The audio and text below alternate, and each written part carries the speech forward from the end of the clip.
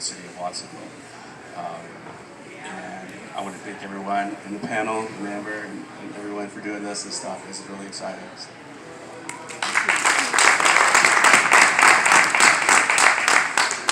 All right, thank you so much. So the first question I'd like to ask each of you, or whoever feels compelled to answer, do current laws amount to discrimination against veterans who use cannabis instead of funds? If I can take a stab at this one, I live in the state of Florida.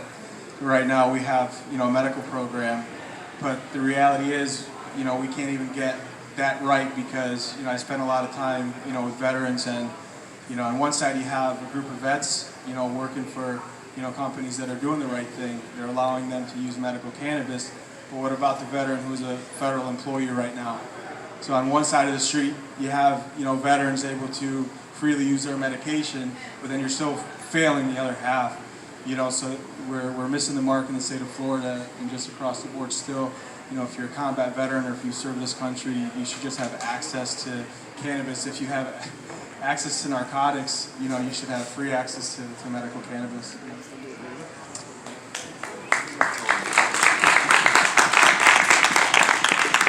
I go to a lot of VA hospitals to do outreach, and so I'll hand out flyers and business cards in waiting rooms and in the pharmacy waiting lines. And I offered my card to one troop, and he said he declined it because his understanding was that if he was found to have consumed cannabis, he wouldn't have access to his methadone treatment any longer. And so when you have those decisions to make, especially in like a harm reduction perspective, it's absolutely discrimination. And there's also an issue where you can't use your VA home loan if you are employed by the cannabis industry. And so, absolutely. And there was a law to kind of fix that, but then the Senate just took that out. And so we're back at square one with that. So absolutely discrimination exists. But it's certainly okay to drink alcohol. It's certainly okay to pop the opiates and the antidepressants. No problem at all. But this plant medicine is out of bounds. And I say for me, I'm having both perspectives. I'm coming from a legal market in California where I'm able to talk to my VA doctor and be open about my consumption use and able to tell them with almost no repercussions because it's just basically a norm. But then you go to the East Coast and then I have this conversation with another doctor at the VA and they're trying to wean me off cannabis. Like she's gonna try to figure out something where we can get that out of your system. And I'm like, what? But the medication you give me will stop my heart or it will lower my blood pressure. So I would rather take the cannabis over that. And so there is a discrimination when it comes to our choice of natural consumption. Totally. I agree with you 100%. I was just at the VA last week and I was seeing the GI doctor and he saw that I used cannabis because they ran a drug screening on me. And of course I came back positive for cannabis. And they said, oh, well, maybe this is why you're having these stomach issues. And then he pulled up some weird article that said cannabis causes vomiting. I'm like, I'm not even here for vomiting. And that it's on both coasts. It's really, the stigma is still deeply rooted within the VA healthcare system. Yeah, I felt the same thing when I came back. It was hard to broach that conversation with your primary care physician and everything, and once you did, that is set in stone. It's in your records and stuff, and it carries you throughout the whole process. And luckily we live in a state that is lenient towards cannabis. But like I said, I grew up in Alabama, and it's very stringent. And Jose being in Florida, where you have those veterans that are signed pain management contracts, they can't use, if they get caught using cannabis or any other substance and stuff, that is taken away from them and everything, which I don't feel like that's justified. And just to piggyback off that, like our long-term advocacy goal is active duty military access, but the mid-range goal is access for veterans in every state, like Alabama and Georgia, because what they're doing is they're leaving their communities and their churches and their networks and their families to sleep in their car in California and Colorado just to have access to this plant. So it's discriminatory from state to state also. Yeah. And thanks for bringing up that point, Ryan, about active duty consumption, because that's my next question. What does that look like for us here in the United States? And there are other countries that practice this, Canada, for instance. How do you all feel about active duty consumption, and why is it important? We had over 300 active duty suicides last year. I think the Marine Corps had the highest active duty suicide count last year that they have ever had. The proof is there. It's black and white. It's factual. Cannabis has killed no one. You know, we enlist. We all carry a weapon for a reason, because ultimately we may have to use that. You know, and some of us have used that weapon, and that comes home, you know, with us from combat. You know, so we want to think clearly and be in line, and that's the issue. You want your military to be battle ready. We're not battle ready. We're not all there. If you have us hopped up on opiates on the battlefield, imagine how effective we will be with a clear mind with CBD.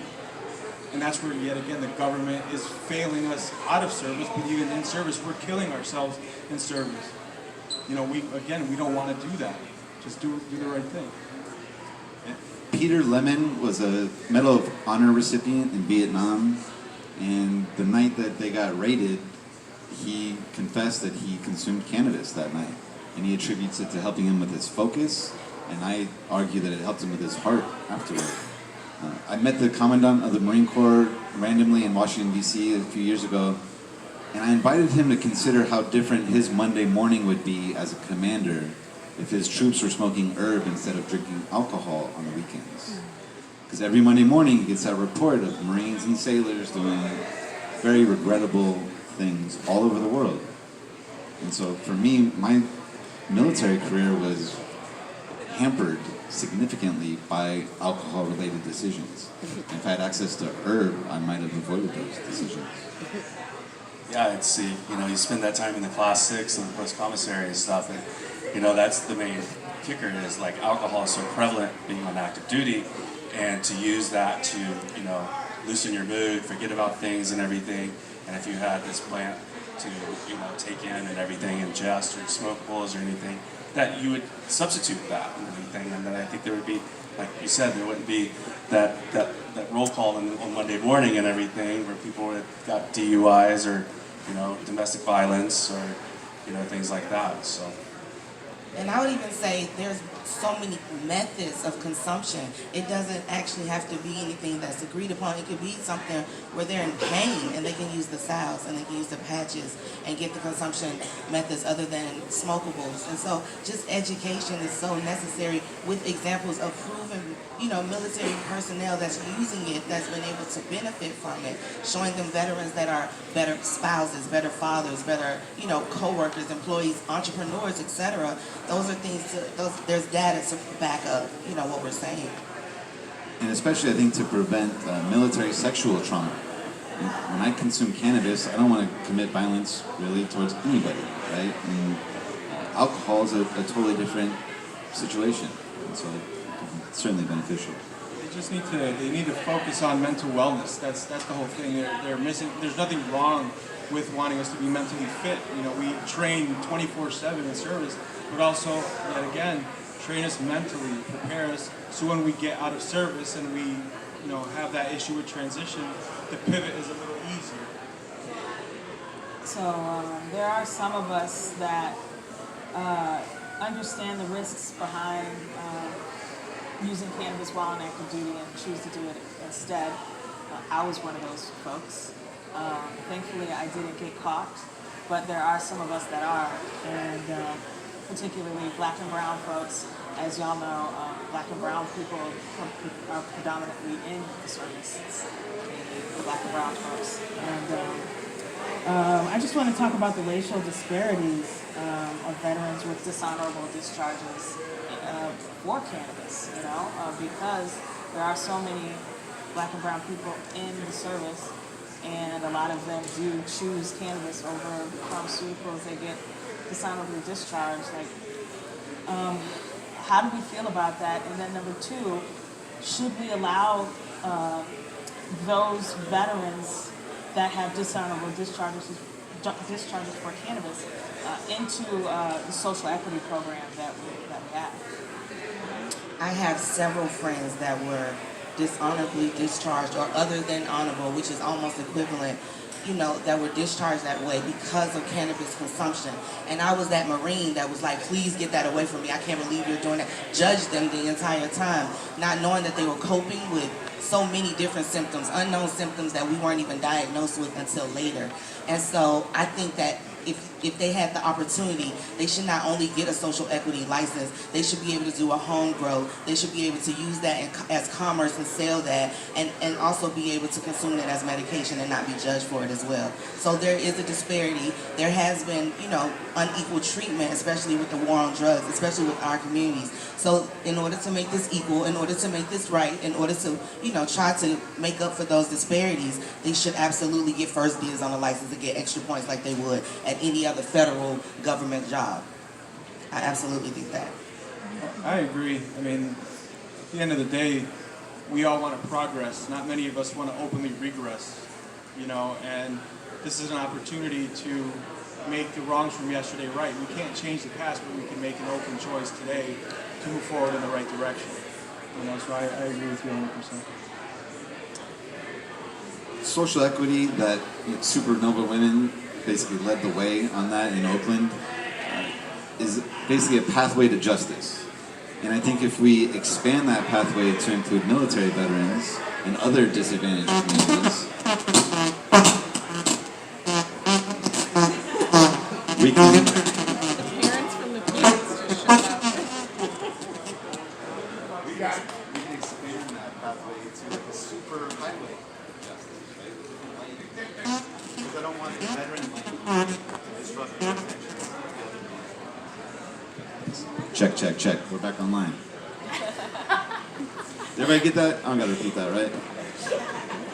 Well, I think it hits close to home for us. One of our team members, Marine, honor guard, did I don't know how many burials and everything, and in substituted alcohol, he started using cannabis, and came up hot on a urinalysis and everything, and like he's having issues going to the VA, using his GI Bill that he signed up for, and to see that firsthand and everything, and it's kind of it hits home, and to see what he had to go through all those funerals and everything, and using cannabis, and now coming back through that system where he's not even accepted at the VA. He can't use his GI Bill. He can't go through that process like that were honorably discharged and everything.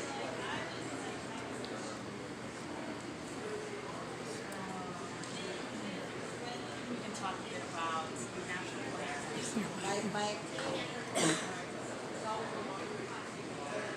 Okay, hello. So as everybody, some folks in here know, the natural plant medicine movement has kind of taken a step up to the next level with Denver decriminalizing psilocybin mushrooms, and then Oakland following behind and decriminalizing ethogenic plants and natural plant medicines. So I'm actually on the board of Decriminalize Nature Oakland, which was the group that decriminalized natural plant medicines in Oakland. And so is Ryan. As well. We're representing, obviously, our communities here, and I was very concerned about Black and brown folks getting access to natural plant medicines as well as veterans. And Ryan came through and really gave us a lot of perspective with the group that he leads, Operation Evac, and how its members would benefit from the use of medicinal plants. And I'm just wondering how you all feel about access to these natural plant medicines for our veteran brothers and sisters. I love it. So, psychedelics have changed my life. It started with DMT last January, then LSD in March, and then the venom of the Sonoran desert toad in June. Whew. Yeah, right? And really, it informed me that I'm enough, I'm whole, I'm complete, I'm lovable, I'm worthy, like just as I am. I didn't have to come home in a box. I didn't have to lose a leg. I didn't have to get a Purple Heart. I didn't have to go to combat. And I'm just enough, just as I am. And so it's sort of my job to help other non-combat, non-infantry pogues, right, veterans, feel like you're enough too. Okay, and if you didn't go to Iraq or Afghanistan, I didn't. That's okay too. Okay, you did your part. You were willing to. And so yes, cannabis is absolutely a gateway drug, but it's not a gateway to meth and heroin. It's a gateway to these other plants. And they provide so much promise and hope for our community. Because lastly, just cannabis is great for palliative care. That day-to-day use for the reduction of the symptoms, the anxiety, the depression. But if we want to get to like the root of these mental health challenges, we need these stronger plants to help bring that love out.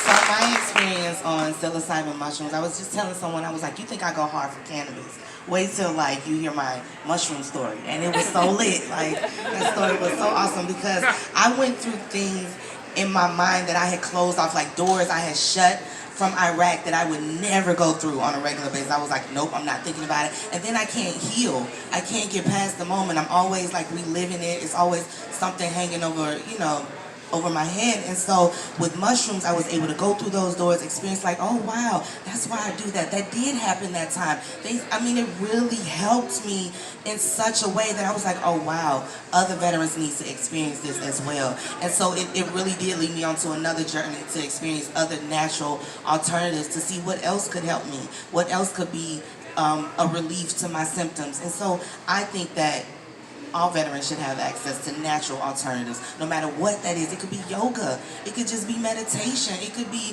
it could be a number of things, but as long as they are healthy and whole at the end of it, like Ryan said, then I think they absolutely should have access to it.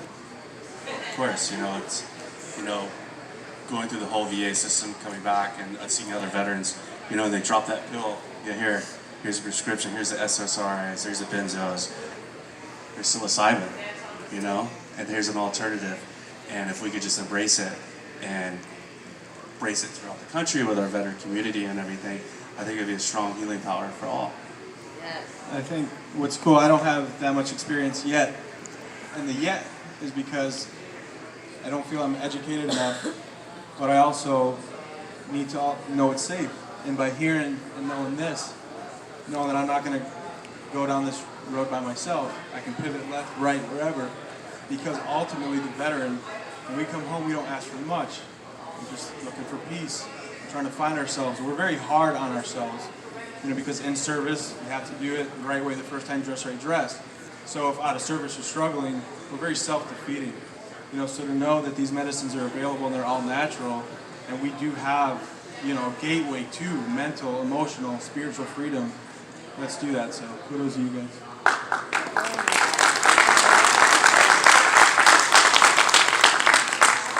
Yeah, and then just real quick, last thing on the psychedelics is, all those ceremonies that I've received were all gifts or scholarships because I couldn't have afforded them otherwise. So folks that do take care of these plants and folks that do consume these plants, make sure that we have inclusive practices that invite folks to the table that couldn't afford a seat otherwise.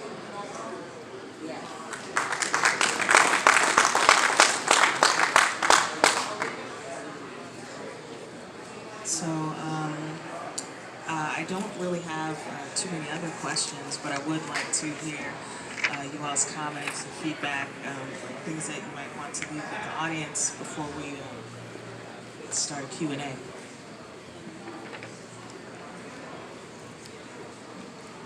Thank you.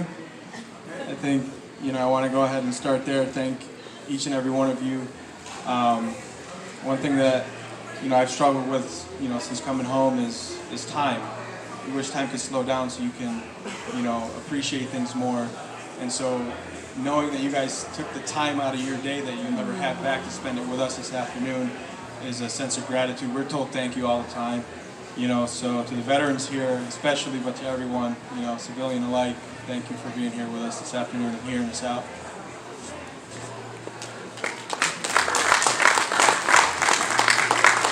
Man, I'm just grateful for this opportunity because, again, coming up from the East Coast, you understand that everyone doesn't have access to the education, they don't have access to the camaraderie, they don't have access to the friendships, etc. And so to be able to come over here and fly back and get the best flower at the best contest, at the best, like all of it, Emerald Cup has just been awesome. So thank you guys for even making this important to talk to us and listen to us and listen to what we have to say. So thank you all.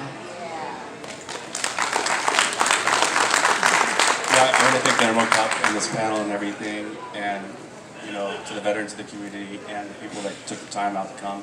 Just throw this out there. We hold our meetings once a month in Santa Cruz, the first Monday of every month at the Veterans Memorial Building, and it's open to all veterans, non-combat, combat veterans, and everything.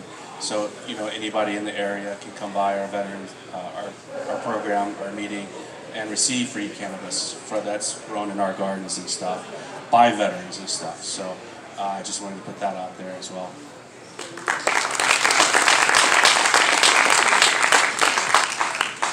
Yeah, I'd also like to invite any veterans to join us. Also, civilians can also share space with us for 3 reasons. Veterans can benefit from learning to communicate with others beyond just veterans. You don't have to be a veteran to have PTSD.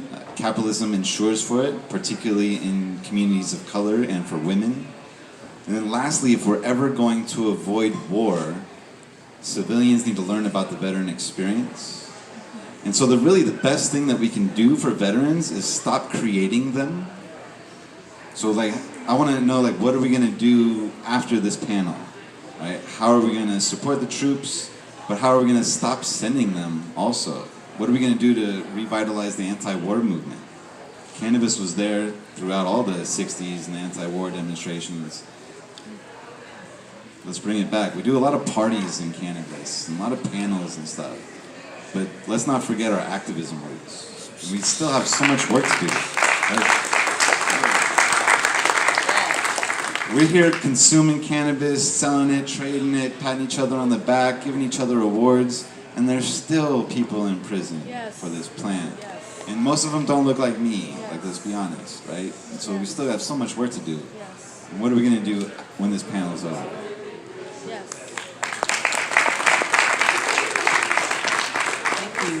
And now I'd like to kick it to the audience for questions.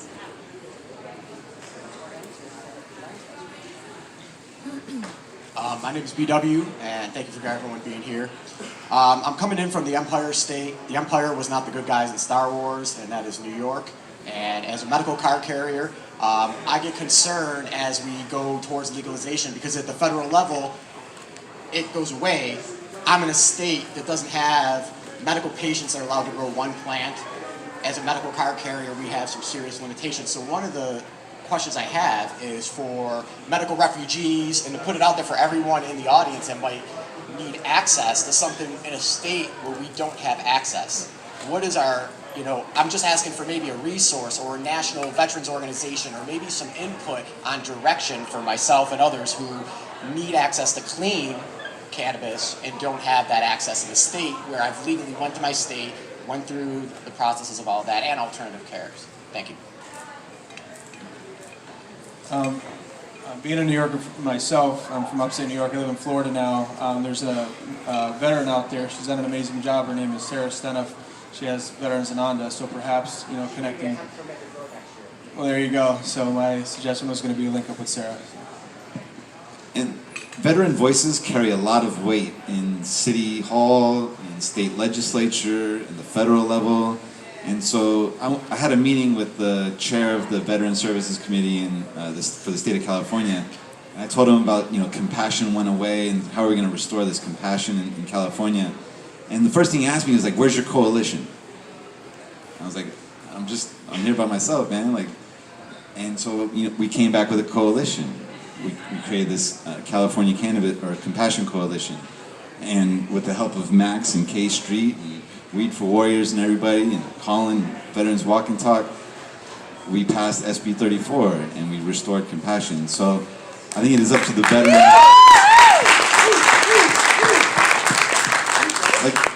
basically just get involved in the halls of legislature. Right? Your service does not end at your EAS. It just begins.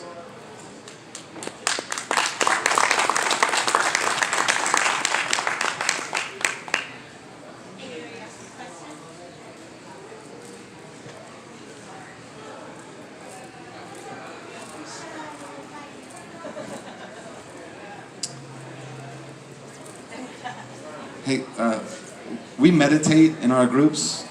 Would anybody be open to just a really quick breathing exercise? Yeah. All right, let's do this real quick, right? So at the count of 3, I'm going to invite you to blow all of the air out of your lungs. This is going to help us draw in a deeper breath, and it's also going to help us find out who had the garlic and onions for lunch. All right, so ready at the count of 3. 1, 2, 3. Breathe in. Feel your chest expand. Breathe out. Release, relax, allow. Breathe in. Feel the oxygenation of your blood. Release, relax, allow. Continue breathing on your own. And go ahead and close your eyes. Bring your palms together in the center of your chest. And gently nod your head forward, finding a position of gratitude. Gratitude for this day, gratitude for our breath, gratitude for all the comrades that arrived from their journeys all across the country. Gratitude for all the veterans, those at home, those that didn't make it back home. Gratitude for the indigenous Wapo nation whose land we're meeting on today, land that was not bought or traded, but instead stolen through genocide and occupation.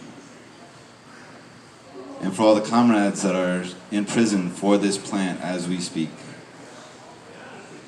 Gratitude for their sacrifices. Go ahead and open your eyes. Thank you. Thank you. Bravo.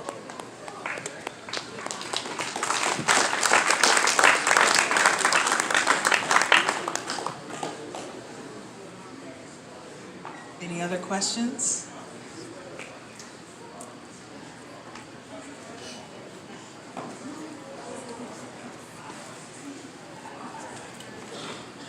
Thank you.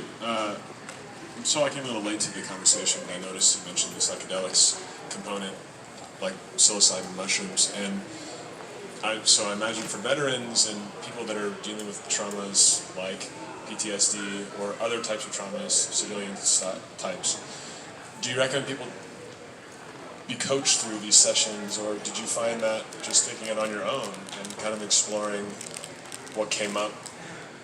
Like, what's the best technique for that? From my experience, I was coached from another Marine. And so he gave it to me. I trusted the source. I knew, he wouldn't give me anything that would harm me. And he walked me through the steps. So I think even that peer-to-peer relationship helped, and him understanding what I might go through helped, to ease that situation. I think that is so imperative, because had I not, I would have been scared going into it. I would have been ill-prepared, and it probably would have been a bad experience for me. So absolutely having someone that can mentor you, that is a veteran, someone that you can trust, that's, I think, what educators like Ryan comes from, and things like that, yeah. Yeah, totally. The 2 most important factors in psychedelic journeys are set and setting. So the mindset that you have when you go into the experience, and the setting, the environment that you're in during the journey. And so if having people support you through that is helpful, absolutely. And if you can find a safe space for yourself, a sacred space, your bedroom, you'll be just fine on your own also, right? I don't think there's anything really to be afraid of. Stay away from the water, stay away from sharp objects. You don't want to fall on anything, right? But you'll be fine. And if you need some support, we're here to help you. And I think the only thing, really the best way to prepare for a psychedelic journey is to start like a meditation practice. Have a meditation practice, do some research, and enjoy.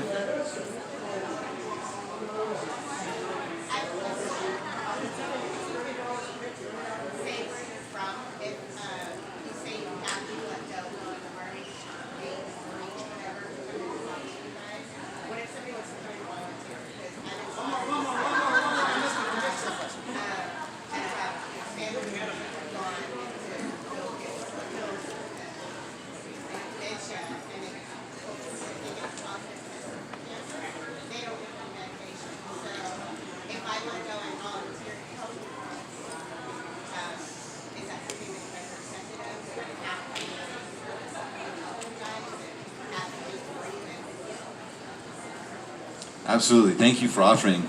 Our top 3 priorities are donated philanthropic cannabis, money, and awareness. If you can help us create awareness, the more folks want to get involved in the practice. So you're welcome and you're invited to. And if there's other veterans that want to be like facilitators, come explore that with us also. We're from Oakland in San Francisco Bay Area. Same thing for us. I'm out of Florida, South Florida, Broward County. So for us, we want to reach the veterans that, don't have that inner strength yet to come, out of the home, but there's a safe community. I call them pockets of positivity. So if you want to get involved, absolutely be an honor. You can send me an email, Jose, it's just JOSE @missionzero.us, and here to work with everyone. Absolutely. And so with Marine Queens, Jayn Green, we're out of Atlanta. And so we are absolutely looking for more people to work with us because we want to help more women veterans.